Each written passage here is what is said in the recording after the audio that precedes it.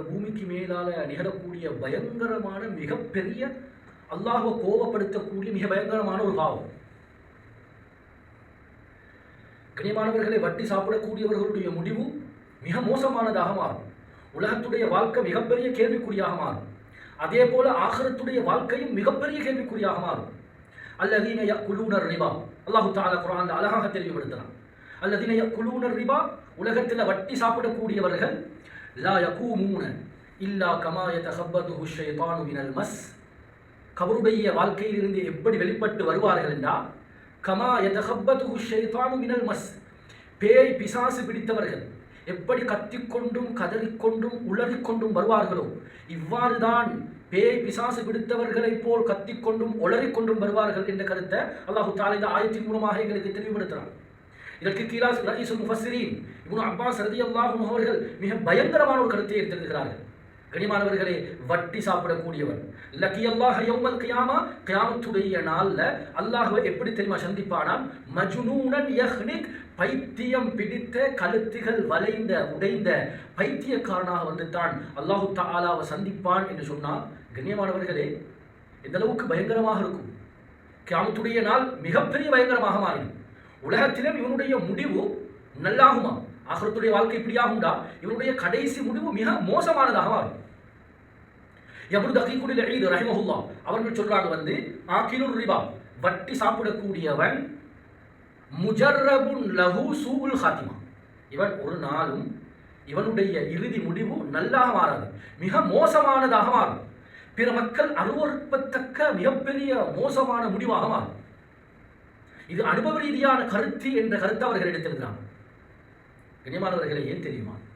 இதற்கு கீழால் சவுதி நாட்டை சேர்ந்த ஒரு மார்க்க அறிஞர் சொல்கிறார், என்னுடைய வகுப்புக்கு 2 மாணவர்கள் சில காலங்கள் வரவில்லை, திடீரென வந்தார்கள். ஏன் என காரணம் கேட்டேன். சொன்னார்கள், என்னுடைய தந்தை திடீரென மரணித்து விட்டார்.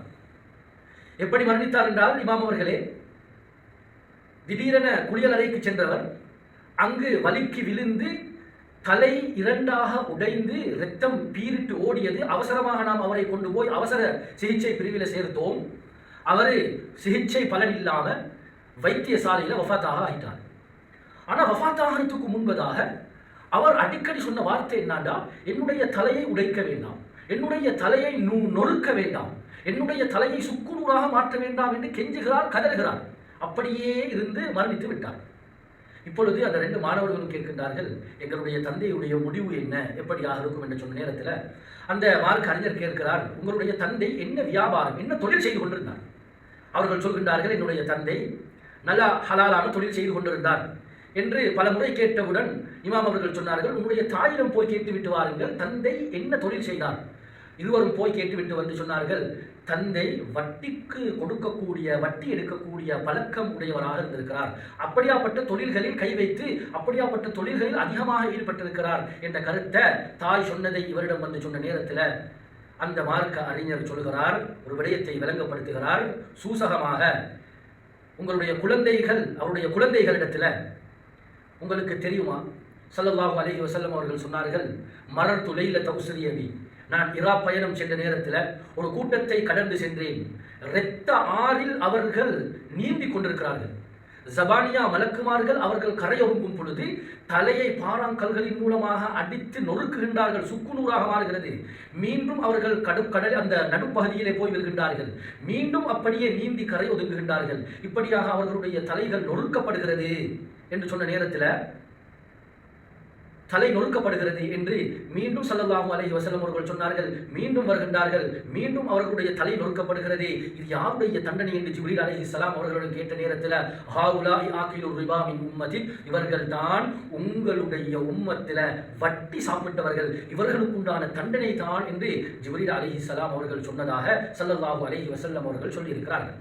எனவே கண்ணியமான சகோதரர்களே, அன்பானவர்களே, ஸல்லல்லாஹு அலைஹி வஸல்லம் அவர்கள் பயந்திருக்கிறார்கள், பின்னால வந்த சஹாபாக்கள் பயந்திருக்கிறார்கள், பின்னால வந்த மார்க்க அறிஞர்கள் பயந்திருக்கிறார்கள். மிக பயங்கரமான பாவம். அல்லாஹ் உலகத்தில் யுத்த பிரகடனம் செய்யக்கூடிய ஒரே ஒரு பாவம் இந்த வட்டியாக இருக்கிறது. எனவே கண்ணியமானவர்களே, இந்த வட்டியை